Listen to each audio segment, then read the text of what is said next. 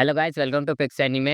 ये Dan da Dan का 7th episode है। दोस्तों, एपिसोड स्टार्ट होता है और हम देखते हैं एक्रोबैटिक सिल्की गुस्से में होती है और बोलती है, तुमने मेरी प्यारी आयरा को मुझसे छीन लिया, उसे वापस करो।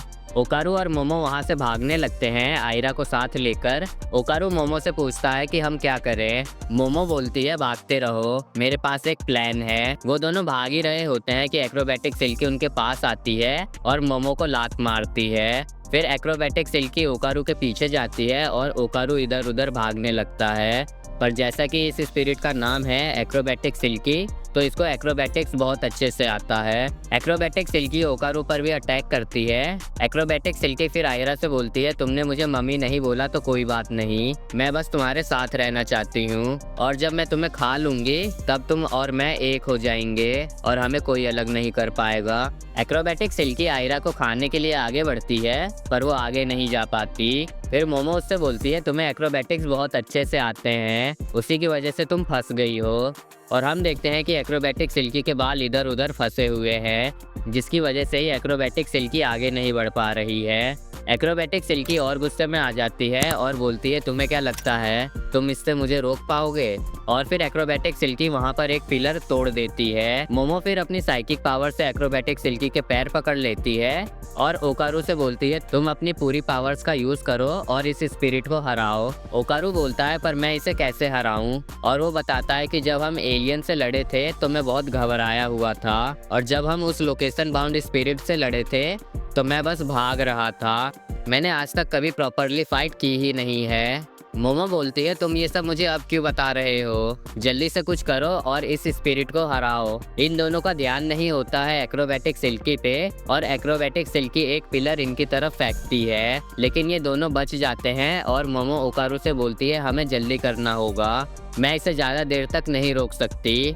एक्रोबैटिक सिल्की फिर खुद को मोमो की पावर से फ्री करती है और अटैक करती है, लेकिन ओकारू ट्रांसफॉर्म होके बीच में आ जाता है और वो एक्रोबैटिक सिल्की पे अटैक करता है और ये एक पावरफुल अटैक था। मोमो फिर ओकारू की तारीफ करती है और ओकारू बोलता है, ऐसा लग रहा है कि मेरी बॉडी एक्सप्लोड हो जाएगी। टर्बो ग्रैनी फिर बैग से निकलती है और बोलती है, तुमने मेरी पावर यूज की और तुम बस इतना ही कर पाए। मोमो बोलती है, अब हम एक्रोबैटिक सिल्की का क्या करें? क्या मैं अपनी दादी को बुलाऊं इसे एक्सोरसाइज करने के लिए? टर्बो ग्रैनी बोलती है, रहने दो, इसने अभी मेरा अटैक लिया है तो ये कुछ समय तक अपनी स्पिरिचुअल पावर्स का यूज नहीं कर पाएगी। वो तीनों फिर आयरा के पास जाते हैं गोल्डन बॉल लेने के लिए और मोमो बोलती है, आखिर एक्रोबैटिक सिल्की इसके पीछे पड़ी क्यों थी? टर्बो ग्रैनी वो गोल्डन बॉल ढूंढ लेती है और मोमो ओकारू से बोलती है, आखिरकार हमने तुम्हारा एक बॉल ढूंढ लिया। ओकारू बोलता है, तुम ये सब मत बोलो, ये मुझे एम्बैरेसिंग लगता है। टर्बो ग्रैनी फिर उन दोनों को बताती है कि आयरा मर चुकी है। ये सुनकर मोमो ओकारू से बोलती है आयरा की पल्स चेक करने को और वो खुद उसकी हार्ट बीट चेक करती है। टर्बो ग्रैनी बोलती है, ये एक नॉर्मल पर्सन है और इसे उस स्पिरिट ने खाया था तो इसका मरना तो तय था, इसमें कोई हैरानी की बात नहीं है। तुम दोनों बच गए क्योंकि तुम्हारे पास साइकिक पावर्स हैं और ओकारू के पास मेरे पावर्स हैं। मोमो फिर ओकारू से बोलती है, क्या तुम इसे सीपीआर दे सकते हो? ओकारू बोलता है, मैं ज़्यादा कॉन्फिडेंट नहीं हूँ। मोमो बोलती है, मैं इसे कार्डियक मसाज देती हूँ और तुम इसे सीपीआर दो। मोमो अपनी पावर्स का यूज़ करके डायरेक्ट आयरा के हार्ट को मसाज देने वाली है। टर्बो ग्रैनी बोलती है, इन सब का कुछ फ़ायदा नहीं है, वो लड़की मर चुकी है। मोमो टर्बो ग्रैनी से बोलती है एम्बुलेंस बुलाने के लिए, लेकिन टर्बो ग्रैनी बोलती है इन सब का कुछ फायदा नहीं होने वाला। वो दोनों ट्राई किए जा रहे थे कि आयरा होश में आ जाए, लेकिन इन सब का कुछ असर नहीं हो रहा था। फिर एक्रोबैटिक सिल्की जख्मी हालत में वहाँ आती है और बोलती है, आयरा को जिंदा करने का सिर्फ एक रास्ता है, मेरा ऑरा आयरा को दे दो। ऑरा एक बैटरी की तरह है ऑर्गेनिज्म के लिए और बिना ऑरा के कोई भी ऑर्गेनिज्म जिंदा नहीं रह सकता। आयरा का ऑरा बस खत्म होने वाला है। मोमो बोलती है, तुम झूठ बोल रही हो, तुम्हें बस आयरा को खाना है। एक्रोबैटिक सिल्की फिर अपना जॉ फाड़ लेती है और बोलती है, अब मैं किसी को नहीं खा पाऊंगी। अगर तुम्हें अब भी मुझ पे भरोसा नहीं है, तुम इस स्टील बीम से मेरे सर को क्रश कर दो। टर्बो ग्रैनी भी बोलती है कि ये सही बोल रही है, बिना ऑरा के ये लड़की जिंदा नहीं बचेगी। मोमो फिर एक्रोबैटिक सिल्की से बोलती है, मैं तुम पर भरोसा नहीं करती, लेकिन मैं तुम्हें ये करने दे रही हूँ क्योंकि मुझे आयरा की जान बचानी है। और मोमो ओकारू से बोलती है कि तुम तैयार रहो, अगर ये एक्रोबैटिक सिल्की कुछ भी गड़बड़ करे तो तुम इस पे हमला कर देना। मोमो एक्रोबैटिक सिल्की से पूछते हैं कि तुम्हारा ऑरा आयरा को कैसे दें। एक्रोबैटिक सिल्की बोलती है अपनी साइकिक पावर्स का यूज करो मेरा और आयरा का ऑरा कनेक्ट करने में। मोमो ऐसा ही करती है और आयरा और एक्रोबैटिक सिल्की का ऑरा कनेक्ट कर देती है। फिर हमें दिखाया जाता है एक्रोबैटिक सिल्की का पास्ट। एक्रोबैटिक सिल्की जब ह्यूमन थी तब वो प्रोस्टिट्यूशन का काम करती थी।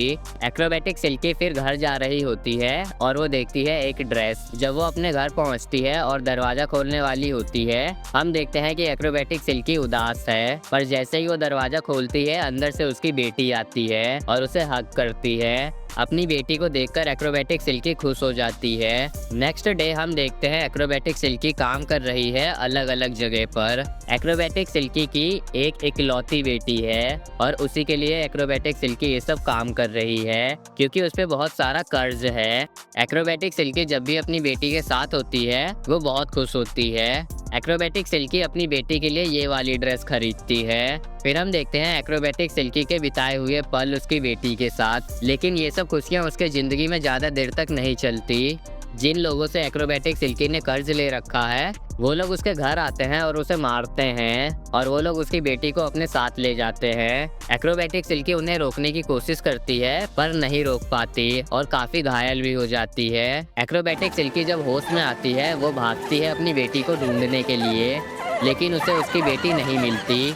एक्रोबैटिक सिल्की अब वो खो चुकी थी जो उसे अपनी जिंदगी में सबसे प्यारा है और वो एक छत पे चली जाती है और वहाँ पर डांस करती है और डांस करते करते वो उस छत से कूद जाती है। मरते वक्त उसके मन में सिर्फ उसकी बेटी का ही ख्याल था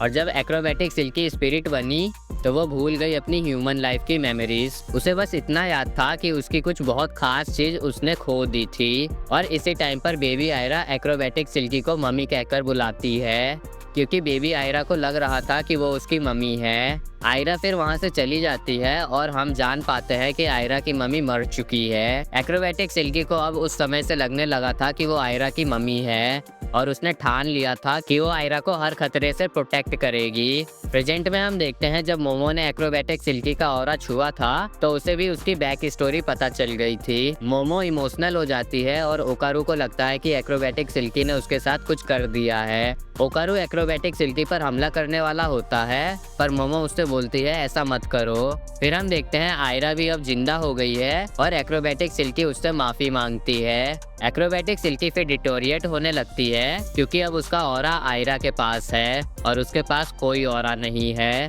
मोमो टर्बो ग्रैनी से पूछती है कि ये क्या हो रहा है एक्रोबैटिक सिल्की के साथ। टर्बो ग्रैनी बताती है बिना ऑरा के ये नहीं बच पाएगी और इसका अभी भी इस दुनिया के साथ कनेक्शन है तो ये आफ्टर लाइफ में भी नहीं जा पाएगी। मोमो बोलती है तो इसके साथ होगा क्या। टर्बो ग्रैनी बताती है कि इसकी एग्जिस्टेंस मिट जाएगी और हर कोई इसके बारे में भूल जाएगा। मोमो टर्बो ग्रैनी से पूछती है क्या कोई तरीका नहीं है कि हम इसको आफ्टर लाइफ में भेज सकें। टर्बो ग्रैनी बोलती है नहीं, सिर्फ एक्रोबैटिक सिल्की ही है जो ये डिसाइड करेगी। एक्रोबैटिक सिल्की डिटोरिएट हो रही होती है और आयरा जाकर उसे गले लगा लेती है और बोलती है मम्मी आई लव यू। और इसी के साथ एक्रोबैटिक सिल्की पूरी डिटोरिएट हो जाती है और वो प्रोबेबली आफ्टर लाइफ में चली गई है। और दोस्तों ये वाला एपिसोड यहीं पे खत्म होता है। दोस्तों अगर एपिसोड अच्छा लगा हो तो लाइक करना और चैनल को सब्सक्राइब करना। Thanks for watching guys.